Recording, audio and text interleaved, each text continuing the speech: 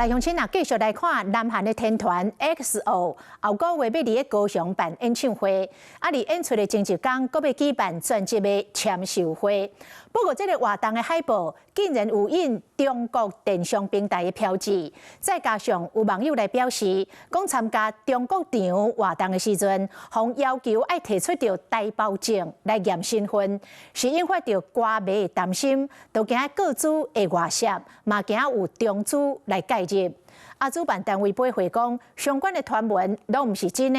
陸委會嘛表示講，會會同着相關的機關進一步了解。國慶節出場，民眾攏歡喜甲。南韓天團 EXO 宣布7月18日要佇咧高雄開唱演唱會，前一天嘛舉辦團體專輯的簽名會。消息公開，真濟民眾攏真期待。不過簽名會海報刷一掛引起爭議。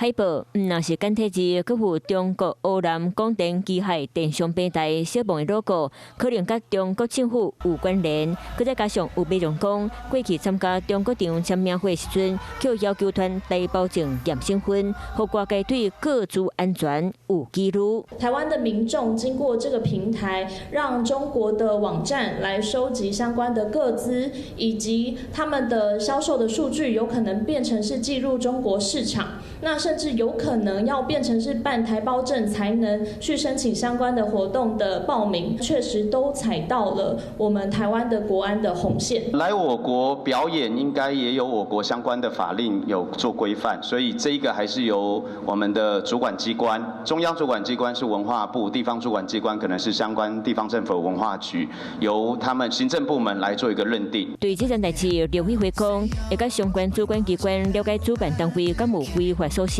台灣主辦方非密碼出面駁回，小鵬平台是韓國 SM56佇咧亞洲簽名會登記的合作成立盤。這邊活動專輯是依照韓國指定通道來買，甲小鵬並無直接合作的關係。而且賣票也未開始，網友所講需要台胞證才當買，這是無影的代誌。買賣票是以官方廣告為主。這場原本單純的活動，因為中資平台介入引起爭議，後續主管機關敢會介入監督，將做台灣民眾的關注焦點。